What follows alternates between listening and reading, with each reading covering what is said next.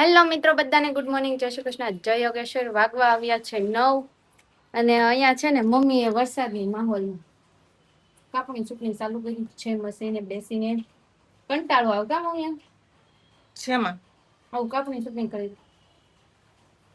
આપણું કામ હોય ને એમાં કંટાળો ન લાવવાનો, અમારું કામ છે એ બરોબર, પણ ફ્રેશ કરતા જે કાપણ ઓલું કહેવાય ને રિપેરિંગ કરવામાં થોડો કંટાળો એમ વાત. એટલે જ તેને સારું હોય ને ત્યાં બધાય દોડે. સુધારવાનું હોય ને, પછી સંબંધ બગડ્યો હોય, વસ્તુ બગડી હોય, રસોઈ બગડી હોય, બગડેલાને જે સુધારીને બતાવે ને એને જ પાકો કારીગર કહેવાય.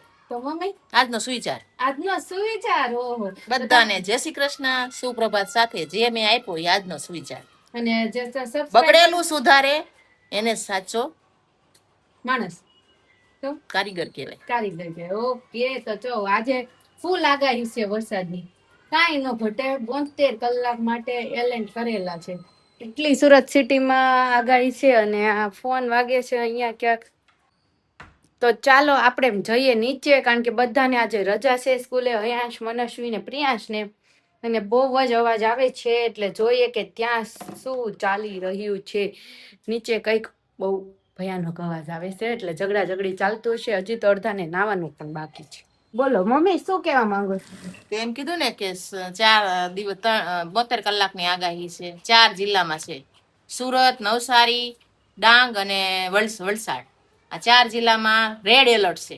અને બાકીના બધા જિલ્લા છે કે જે આણંદ, નવસારી, ભરૂચ, ત્યાં બધે ઓરેન્જ એલર્ટ છે. બરોબર છે. આપણે રેડ એલર્ટ છે. એટલે તો બહુ ખાસ ભયાનક બધી વસ્તુઓ ને ખુદનું ને એનું બધાનું ધ્યાન રાખવા અને જાહેર રજા અને જેને ધંધાકીય વિસ્તારમાં જે બિઝનેસ છે કોઈનો, જેનો કાંઈ પણ કાપડનો છે એને તો વધારે સાવધાન રહેવું પડે, કારણ કે આ તો કુદરત કહેવાય.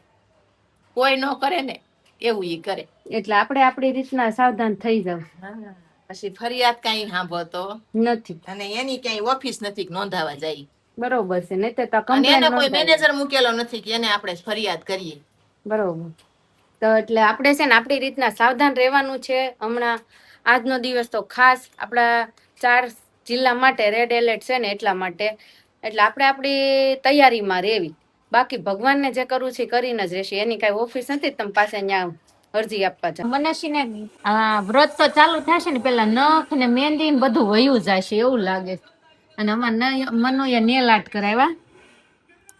બહુ શોખ. ઓહો, બહુ ચોખ છે. પહેલી વાર એટલા લાંબા નખ જોયા. બહુ ગમે ક્યાં નો આમ એમ થતું તે મમ્મી ઓરિજિનલ ગ્લુ માં ચીપકાઈ દીધા છે એટલે નીકળશે નહીં નીકળે. મને તો ખાય નહીં હોય કે કેમ ખાઈશ? નહીં ખાય એટલે વધી જાય નખ. નિરાટ કરાવીને તો એને છે ને ઓલા થતા 1-2 મહિના લાગે ને, તો ત્યાં સુધી મારી આદત થઈ જાય અને ત્યાં સુધી મારો મખાઈ આખો મોટો થઈ જાય. જો એને આદત વહી જાય, નખે આખા મોટા થઈ જાય. શું લાગે તમને? ઉપડી જાય. અને કેરમ રમતા હતા, કોણ જીતું? રોહિત તું જીતી કે? 2 વાર હું જીતી, 1 વાર જતો. 1 વાર હું જીતી, 1 વાર તું જીતી. ક્યાં ફેમિલી લીધી? 1 વાર મનસ્વી, 1 વાર 2 વાર હું અને 1 વાર જતો. વાહ વાહ. રોહિત ફર્સ્ટ નંબરે, પછી તેતુ ભાભી અને પછી મનુ. એ નહીં, અમે ઇક્વલ છો. ભલે ને પણ તોય તી મોટા છે ને એટલે એનો પહેલો નંબર. હું નાની છું એટલે હું પહેલા નંબર. જો અમારી ખબર જ બાકી નવરા છે ને તો કેવું, અને અમારા ટાર્ઝન છે ને ફૂલ એટલે ફૂલ અમારે સ્ટડી કરવાની છે એની ઉપર. પછી એક ક્વેશ્ચન અમને આવડવો જોઈએ, ગમે ત્યાંથી પૂછે ને ટાર્ઝન મૂવી માંથી, એટલે પાક્કા પાય આવડી જવો જોઈએ જવાબ. શું કેવું? હે એને નહીં કે દરવાજો તો ખુલ્લો છે, બારી દેવા ગયો એ કે મમ્મી ઘરે બધો. તો અહીંયા જો ભારે વરસાદના કારણે બધા જો બા સુઈ ગયા છે. રાહુલ એનું કામ કરે છે, પપ્પા ને અહીંયા પ્રિયાંશ, બા, અહીંયા ભાભી, બસ આ લાઈનમાં છે ને ગોઠવાઈ ગયા છે. ફૂલ ફેમિલી, ખાલી એક ભાઈ નથી, બાકી ફૂલ ફેમિલી આ હોલમાં હમાઈ ગયા છે ધક્કા મૂકી કરીને. 7:30 વાગી ગયા છે ને ગરમા ગરમ આજે ઘરમાં બન્યા છે ઊંઘણિયા, પટ્ટી મરચા અને સાથે લીંબુનો રસ, કાંદા. કેવી મજા આવે છે મમ્મી? બહુ મજા આવે ભાભી? બહુ મજા આવી ગઈ ને? બોલવાની ફુરસત નથી. બોલવાની ફુરસત નથી. અને મમ્મી શું કહે છે કે હમણાં માં કહું પેલા હું મારા ભજીયા કાઢવા. મમ્મી ભજીયા કેવો ખોરાક કહેવાય? નો ખાય એને થાય, નો થાય. કે તેલ તે નડે, તેલ વાળું એમ ન ખાય એટલે નડે.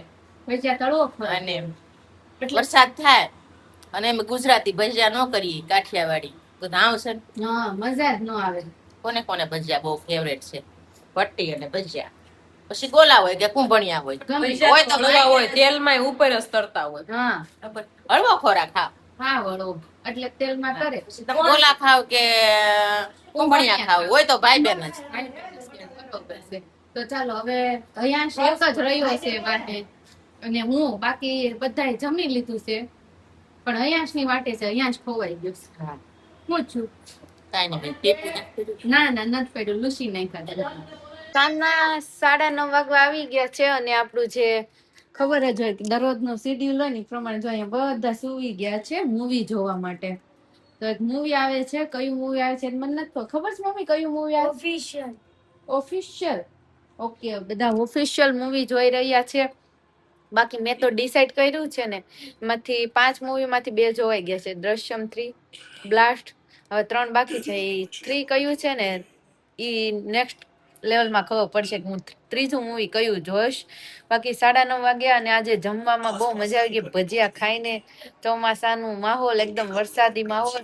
બાકી રેડ એલર્ટ ફૂલ આપને અનાઉન્સ કરી દીધું છે. બધાના મોબાઈલમાં મેસેજ આવી ગયો છે અને રેડ એલર્ટ નું મ્યુઝિક વાગી ગયું છે. પણ કાલે પણ સ્કૂલમાં રજા છે. તમારા સિટીમાં કેવો વરસાદ છે? તમારે પણ જાહેર રજા કહેવાય ને કે અનાઉન્સ કરી દીધી છે. અમારે તો અહીંયા સ્કૂલમાં, બાકી બીજા બધા અમુક એવા ધંધા હોય ને જેમાં થઈ ગઈ છે રજા કાલે. મમ્મી ક્યારે વેકેશન ખુલશે છોકરાઓને? એવું થઈ ગયું. વાતાવરણ સરખું થઈ જાય પછી એમ પાછું પાણી ક્યાંય નથી જવાનું. કે અમે અત્યારે જસ્ટ હમણાં હું ને રાહુલ બેસણામાં ગયા હતા ને તો ક્યાંય પાણી આટલું નથી નડ્યું. ક્યાંય કરતા ક્યાંય ટૂંકું નથી. હોય. થોડુંક પછી આમ છે ને ઓલું ગભરાઈ જાય ને એટલે બધું હોય. હા, પછી એમાં એવું છે વધી જાય ને તો બધું સરકાર માથે બ્લેમ વયો જાય. એટલે એટલે આ વખતે સુરક્ષિત રાખવા માટે. થઈ ગઈ છે. હા. તો આ વખતે સરકારે સુરક્ષિત માટે રેડ એલર્ટ અનાઉન્સ કરી દીધું છે એટલે બધા સુરક્ષિત રહે જગ્યા પર. એટલે થોડીક કહેવાય ને કષ્ટી સરકારને પણ ઓછી પડે ને આપણે પણ ઓછા હેરાન થાય. એના માટે મને લાગે છે કે થોડુંક આ રેડ, કારણ કે વરસાદનું નક્કી ના હોય, ક્યારે વધારે આવવા માંડે ને ક્યારે એની રીતના ઓછો થઈ જાય. કેમ મમ્મી? હે? વરસાદ ક્યારે વધારે આવી જાય ને તો કુદરતી કહેવાય. હવે એને તો આપણે થોડા પૂછીએ કે. હા, બાકી આ 3-4 દિવસ થયા કે તડકો જ નથી નીકળ્યો.